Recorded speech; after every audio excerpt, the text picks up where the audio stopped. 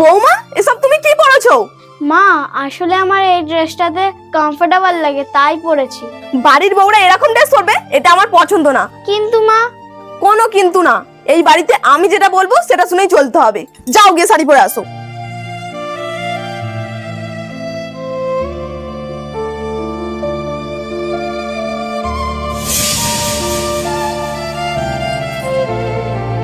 বৌমা, তুমি কি করছো?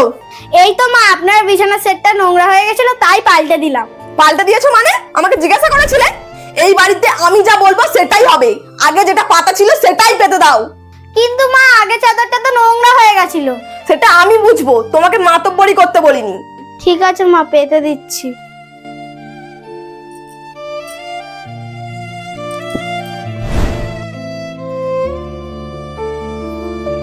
বৌমা, আজকে কি টিফিন বানাচ্ছ? আজকে একটু কড়াইশুঁটির কচুরি খেতে ইচ্ছা হচ্ছিল তাই বানাচ্ছি। কিন্তু আমার তো রুটি খেতে ইচ্ছে করছে। ঠিক আছে, তাহলে দু রকম বানাচ্ছি। না, আমি যেটা বলবো সেটাই হবে। তোমার যদি এতই খাওয়ার ইচ্ছা হয় তুমি তোমার বাড়ি গিয়ে খেয়ে আসতে পারো। আমার ইচ্ছা যদি বাবার বাড়ি গিয়ে পূরণ করতে হয় তাহলে আপনারা এখানে এনেছেন কেন আমাকে? শুধু আপনাদের সেবা করার জন্য? তাহলে তো এখানে আসা আমার উচিতই ছিল না, বাবার বাড়ি থাকাই তো ঠিক ছিল। আমি যদি জানতাম যে বিয়ে করা মানে শ্বশুর শাশুড়ির গোলামি খাটা, তাহলে তো আমি বিয়েই করতাম না, এর চেয়ে ভালো বাবা মাকে সেবা করতাম। বৌমা, তুমি কিন্তু বড্ড বাড়াবাড়ি করছো।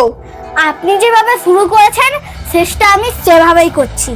আর হ্যাঁ, মটরশুঁটির কচুরি তো আমি করবই। আর আপনার যদি রুটি খাওয়ার ইচ্ছা হয় আপনি আপনার বাড়ি গিয়ে খেয়ে আসুন। তার মানে? আপনি শাশুড়িগিরি করতে গিয়ে এটা ভুলে গেছেন আপনিও একদিন কারোর বাড়ি নিয়েছিলেন।